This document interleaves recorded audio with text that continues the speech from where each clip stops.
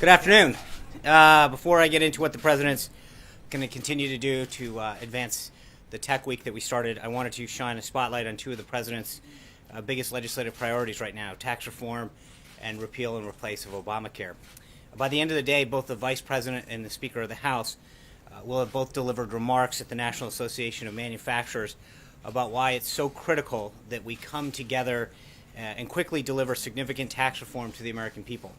Simplifying and updating our overly complicated tax system is one of the most impactful ways that we can create jobs and strengthen our economy. And I think that's something that everyone in this town can probably agree upon.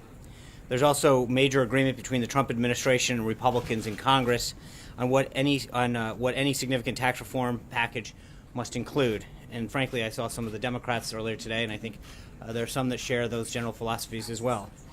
We want to make it easier for companies to sell American goods abroad and turn that success into jobs here at home. I think we all recognize that what I think every American also agrees with, which is that we need to simplify our tax code. Depending on the estimates you look at, taxpayers and businesses spend anywhere between 6 billion to almost 9 billion hours complying with the IRS's requirements. Those are frankly billions of hours that they're not building things, growing businesses, buying goods and services from other American businesses, spending time with their families, pursuing a personal hobby, and we must reduce that unnecessary burden in terms of both the burden and the time. Perhaps most importantly, we also agree that we need to get this done sooner rather than later. That's why we're working hand in hand with House and Senate leadership and hosting regular listening sessions with outside stakeholders like the one that's being conducted currently in the Roosevelt Room here at the White House with trade associations from the tech industry to iron out details and get their input on what needs to happen. We're also committed to seeing the repeal and replace of Obamacare through Congress. Obviously, the Senate is where the action is right now. This week is the deadline for insurers to commit to selling plans on the Obamacare exchange during the upcoming enrollment period. And unfortunately, we're continuing to see signs of its complete failure as data from more and more states comes in. Last Friday, the New Mexico Health Connections, one of only 5 remaining of the 23 co-ops nationwide that was created by Obamacare, proposed hiking its rates by nearly 80%. And just today in Iowa, where the president will be traveling tomorrow, the only insurer left in the Obamacare exchange proposed a 43% rate hike for next year. With almost every day that passes, another insurer either leaves the market or raises its rates by double digits. The American people can't afford to front the bill for this failed law any single day longer. It's time to repeal and replace Obamacare, as Republicans have promised for a while. Looking ahead this week, Tech Week, as I mentioned at the front, continues following on a very productive set of meetings and working groups with some of the country's biggest CEOs yesterday. The president will visit Cedar Rapids, Iowa tomorrow, where he'll see firsthand the transformative power of technological innovations in agriculture at Kirkwood Community College. Kirkwood's agriculture science program is a national leader and widely recognized as a center for innovation in the ag sector. And on Thursday, we're bringing 2 emerging technologies to the White House that have the potential to revolutionize our economy: drones and universal broadband. The president will see demonstrations of how these technologies will contribute to the 21st century economy and how the government can ensure that their safe adoption leads to the best possible outcomes for the American worker and American businesses. With that, let's have some questions. Katie. Thanks, Sean. My first question is, does the administration have anything to say to China about the death of Otto Warmbier? Well, I think the president has spoken very clearly about how he, the First Lady, and our country feels about the loss of this American. And obviously, when you look at how he was handled, it's something that we will continue to apply economic and political pressure and try to continue to work with our allies. We've had, I think, positive movement on China over the past 5 months of this administration, and we'll continue to work with them and others to put the appropriate pressure on North Korea to change this behavior and this regime. Steve. John, just following up on the president's meeting with the Ukraine president, would the president like to see Russia get out of eastern Ukraine, and does he see Moscow as the aggressor in this conflict? I think we've been clear that, yeah, I mean, obviously, that's part of the reason that there are sanctions, is because until they are out of eastern Ukraine, we're going to continue to have sanctions on Russia, and we believe that is Ukraine's part of Ukraine, and so therefore, until those sanctions will remain, it was something that obviously came up to discussion with the president today. We'll continue to advocate for that. And does the president support the Senate sanctions that are now going to move to the House? I think we're going to wait and see what happens in the House before we weigh in on that package. It's not just the package. I think there's some other areas of that package that we need to work with the House and Senate on if it comes back to, depending on how it's handled in the House, that we have to address. But as is usually the case, we won't have a statement of administrative policy until it advances through the House. Jessica? Thank you, Sean.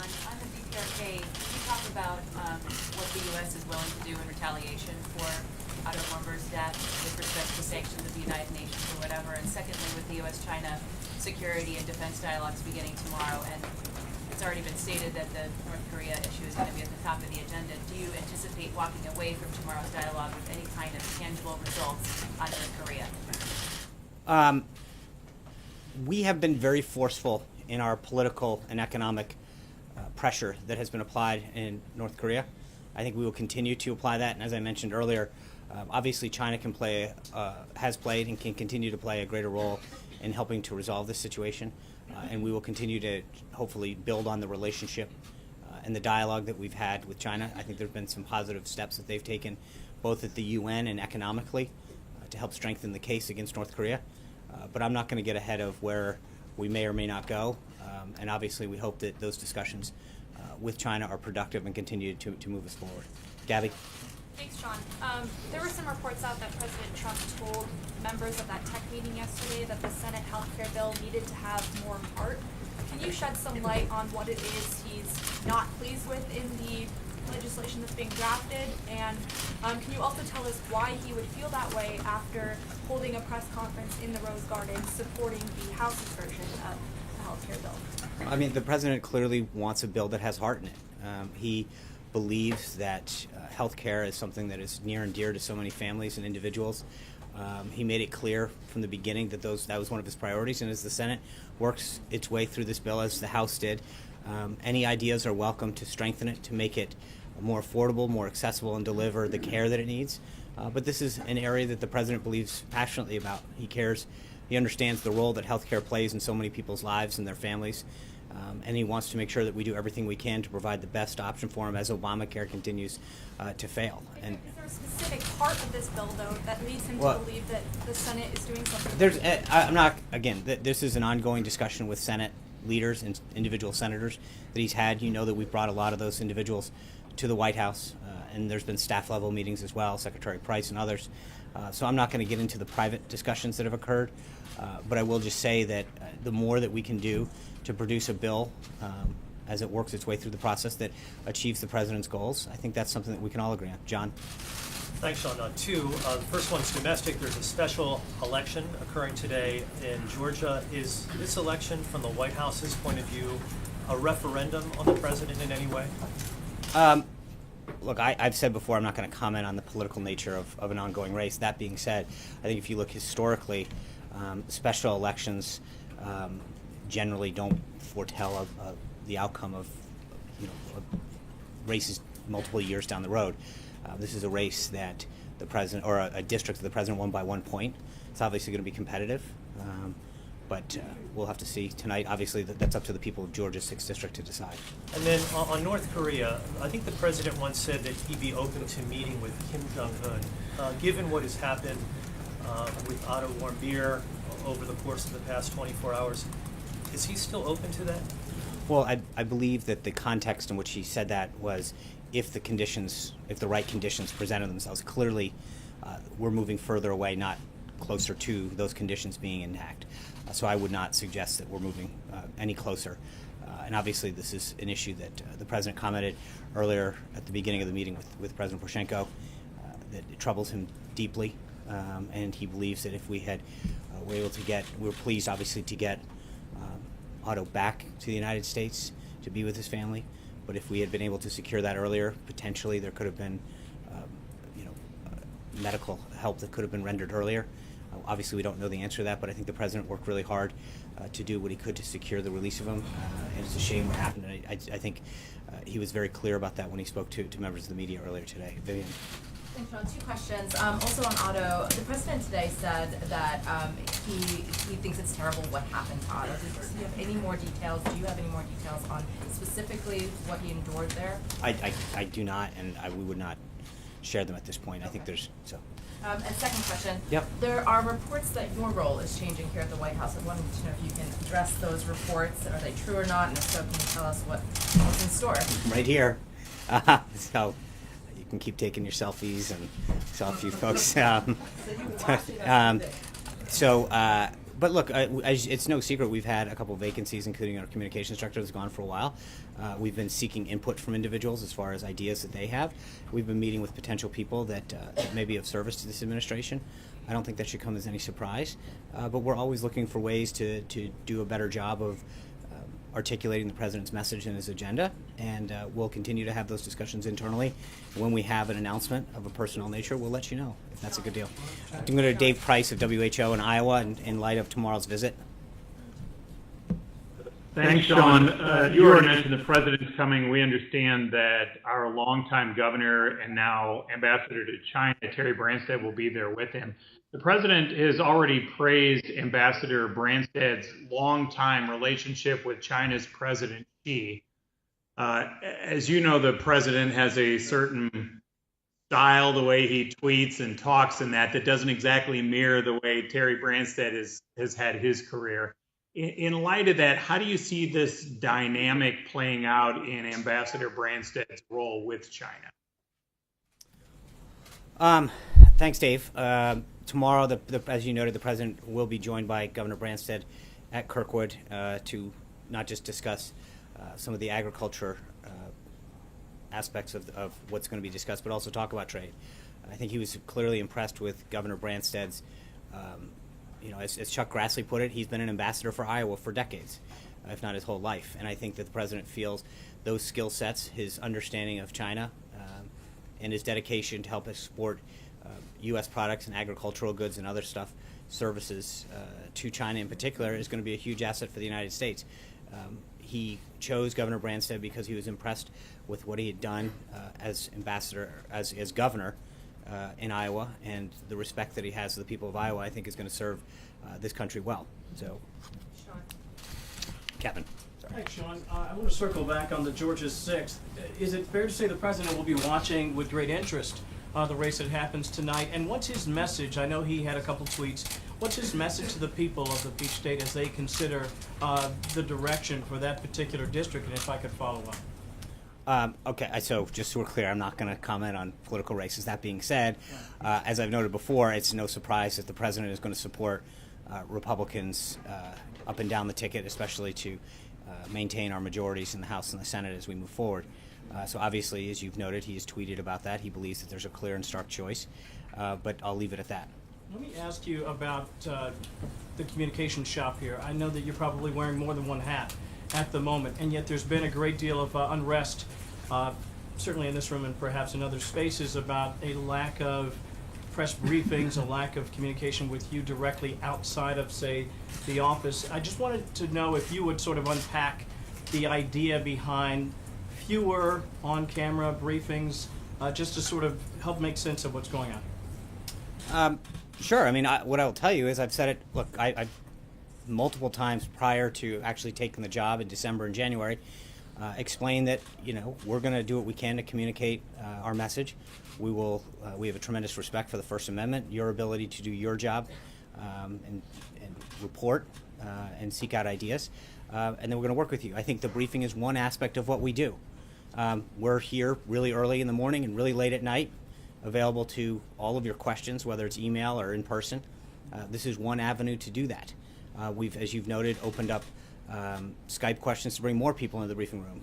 But we have done multiple more opportunities for people to interact with the president, according to several folks that have been here for several administrations. We've looked at a lot of data that suggests that when you look at the number of availabilities and interviews that the president's given, it's pretty significant compared to past administrations. So I think that while you guys will always advocate for greater transparency and more access, I think that we have done a very good job of not just providing opportunities here at a daily briefing, but also making ourselves available as a staff, almost 24 hours a day when it comes down to it. And I think you look at the steps that we've taken to give access to reporters, and I do think it's pretty significant. I understand you'll always have issues, you'll always want more, and that's fair. I mean, that's your right. That's what a lot of the press is there to advocate for. You have an association that does that as well. And I think that you'll continue to fight for it. We'll continue to do our job, and hopefully, but I do believe that if you look at it holistically, you'll see that we have a staff that's very accommodating, tries to get to and responsive to your questions. Sean, Bob. Thank you, Sean. Two questions. Yeah. Actually. Yesterday, the Quebec Premier was in town to talk NAFTA, and he met, among others, Secretary Ross and the Governor of Kentucky, Matt Bevin. And the Kentucky. I'll let you say it. Well, no, I was just. I thought you said Connecticut. No. And the governor said that he needs good quality aluminum. His home builders need good quality softwood lumber. Is the president receptive to this type of arguments in the negotiation with NAFTA? You mean with respect to Canada? Yes. Look, I think that Wilbur Ross and the Department of Commerce has made it very clear with the softwood lumber case that they want to get a better deal for our country. I understand the governor's point, and we're going to continue to work through the proper channels in dispute resolution settlement to get that to achieve our goals and make sure that the concerns that we have are settled correctly through the mechanism that exists. Speaking of Kentucky, I'm going to go. Hold on. Yeah. Today is World Refugee Day. Does the president feel that refugees are a threat to American security? I think the first and foremost thing that the president is concerned about, obviously, you take an area like Syria, for example. He's been very focused on trying to get countries to agree and to work together on creating safe zones. Because refugees, for the most part, in a lot of areas, would rather be in their country where they're from safely, have a place to raise their family and not be resettled. That's our number one goal for them in those cases. But number two is I think the president's also been very clear.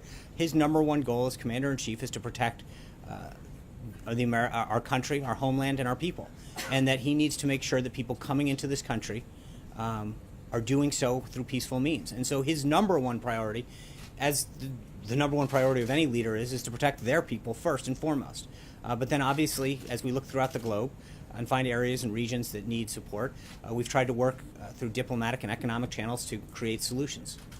Speaking of Kentucky, though, I'm going to go to Will Clark, who's at WAHS. Sean, thanks for taking my question. My question is about the administration's position on coal. The administration had, during the campaign, said they wanted to bring back coal jobs to eastern Kentucky. Now there's a lot of those coal miners in that part of the state who are saying that they want tech jobs. They're going back to college to get the skills for those jobs. Does the administration still support the return of coal to those portions of eastern Kentucky and into West Virginia? And what is the president's relationship with Kentucky Governor Matt Bevin? I know he was at the White House last week and was also at the nominating convention in Cleveland, among other places.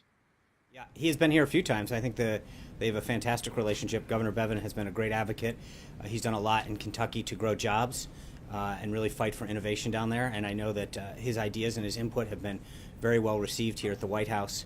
And we want to continue to work with him. I think with respect to your question, Will, it's not really a binary choice. I think the president wants to continue to and has supported several measures to really restore the coal industry and to bring it back.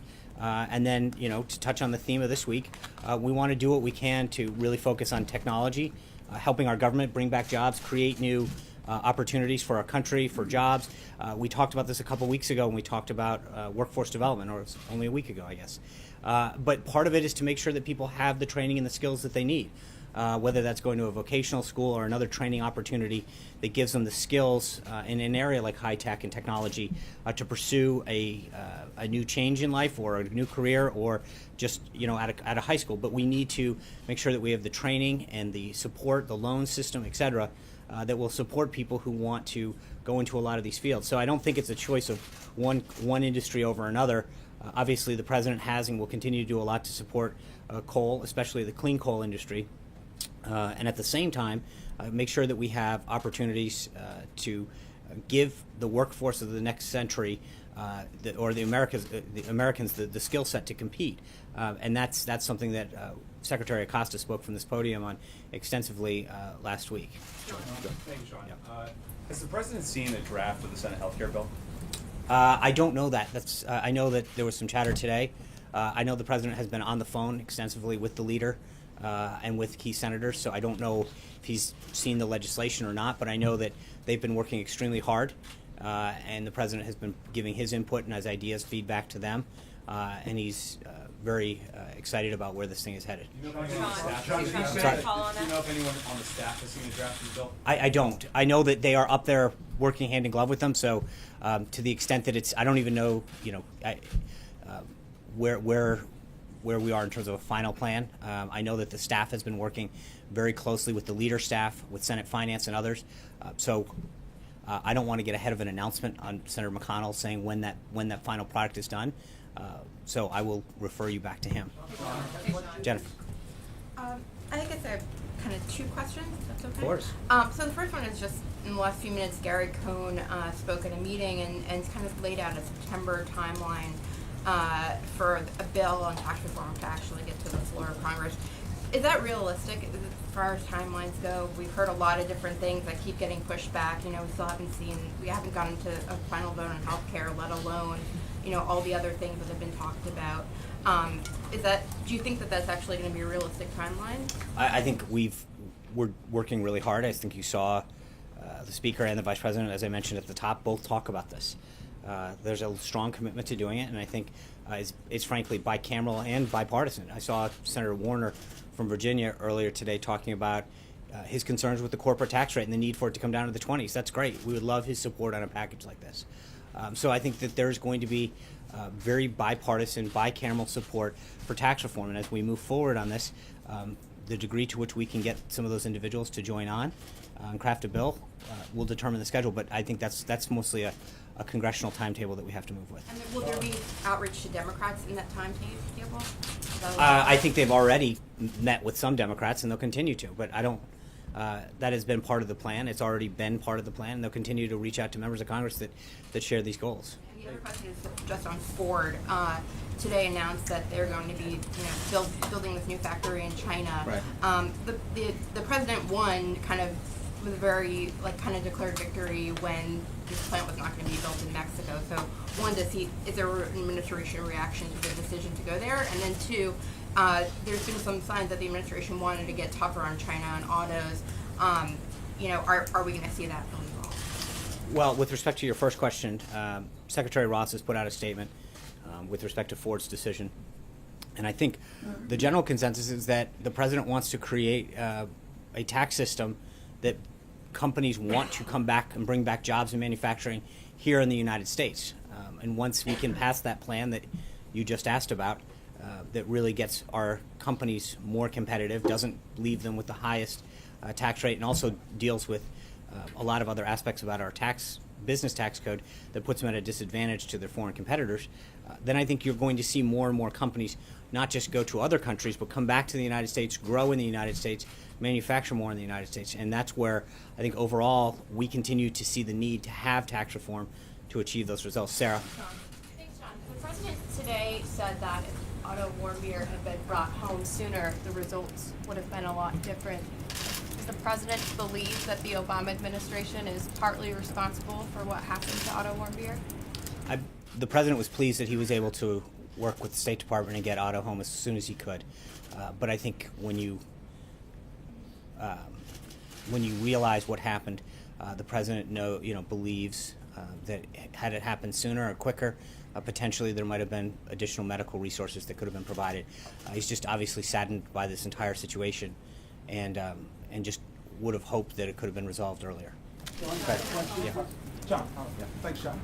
Just wanted to ask, the House Freedom Caucus and at least 3 GOP senators have suggested that the August recess should either be scrapped or greatly shortened until more business can be done. For sure, get an Obamacare repeal bill through, at least make the first steps on tax reform. Is that something, could the president support either scrapping or shortening the, August recess? Or? I think that's going to be up to the House and the Senate to determine their recesses. They don't, generally, we don't get involved in their schedule. And so Okay, but it's I'll let Speaker Ryan and Leader McConnell decide what's appropriate in terms of their. Is the president satisfied with the pace that Congress is moving? If we continue to move forward with healthcare the way that we've been told we're going to, and that I think we're great. We've got our priorities. We want to get healthcare done. We want to get tax reform done, and obviously the president's spoken very extensively about infrastructure. If we can get those done, I think we feel really good. Hallie. Can you get those done by August? I'm sorry. How can you get those done by August? We'll go as quick as Congress wants. That's a little out of our hands. But as soon as Congress can do it, we'll do what we can. You saw when the House had its bill up, the president worked feverishly to make sure that he did everything he could to get it over the finish line.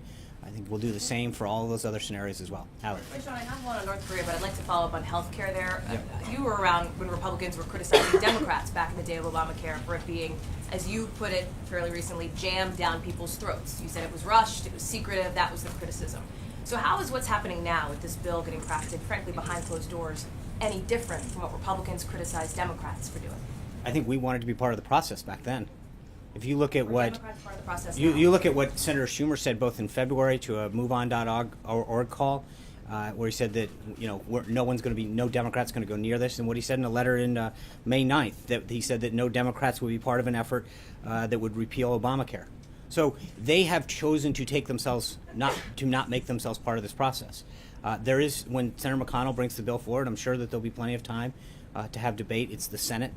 There's always plenty of time to debate. He's talking about voting next week. Well, okay, but again, I'm not going to get ahead of. I'll let Senator McConnell determine the Senate schedule and run the Senate that he sees fit. But let's not mistake ourselves with how they approach this thing. Their leader, Senator Schumer, made it very clear on at least 2 separate occasions that they didn't want to be part of this process. They didn't want to repeal and replace Obamacare. They were happy with Obamacare. We believe Obamacare is failing. We want a better system for the American people, a patient-centric healthcare system that brings down costs and gives more accessibility to people. That's it. They chose not to, made it very clear that they didn't want to engage in this process. So, to turn around now and to second guess, that's something they should take up with their own leader. On North Korea, does the president support a travel ban to those heading to North Korea? And given Senator McCain's comments that he believes Otto Warmbier was murdered, is it this administration's position that North Korea killed that young man? On the first one, I think the State Department is mulling additional advisories, and I'll leave it to them. That's how our travel is restrictions and such is run through the State Department, so I would refer you to them. And again, I don't want to, before anything further goes on with respect to him, I'm not going to comment on whether or not his situation, how it was handled, until we have further information on that. Trey. Thanks, Sean. 2 questions for you. From the perspective of the administration, how transparent have lawmakers been on Capitol Hill when drafting this health care bill?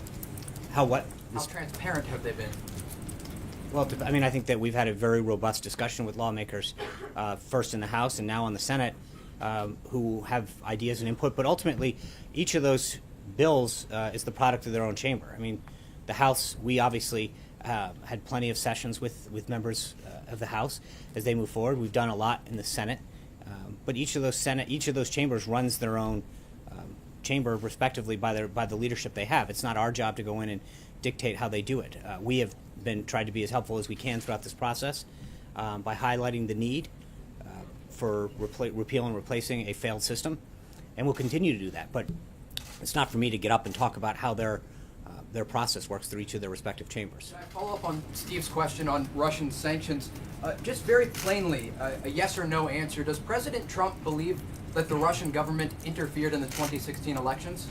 I think I have not sat down and talked to him about that specific thing. Obviously, we've been dealing with a lot of other issues today. I'd be glad to touch base. Generally speaking, this conversation about Russian interference in our elections, there's 16 intelligence agencies that say that they did. The former FBI director said that without a doubt the Russians interfered. I understand. I've seen the reports. Does the president share those views? I've not sat down and asked him about a specific reaction to him, so I'd be glad to touch base and get back to you. Yeah.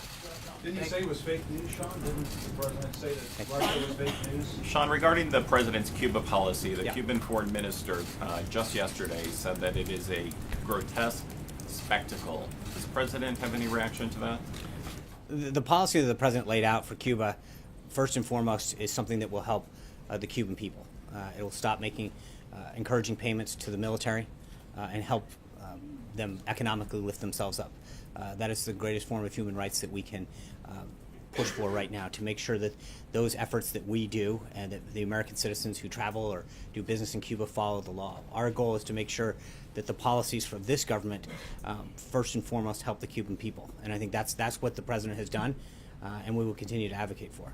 Okay, second question, if I might, about the tapes between the president and James Comey. Were those tapes made? Do they exist? And will the president be releasing them to the House Intelligence Committee by Friday? The president has said that he will make an announcement on this. I expect it this week. And so when he's ready to make that announcement, we'll let you know. How's that? Thank you, guys. See you tomorrow in Iowa. Thank you.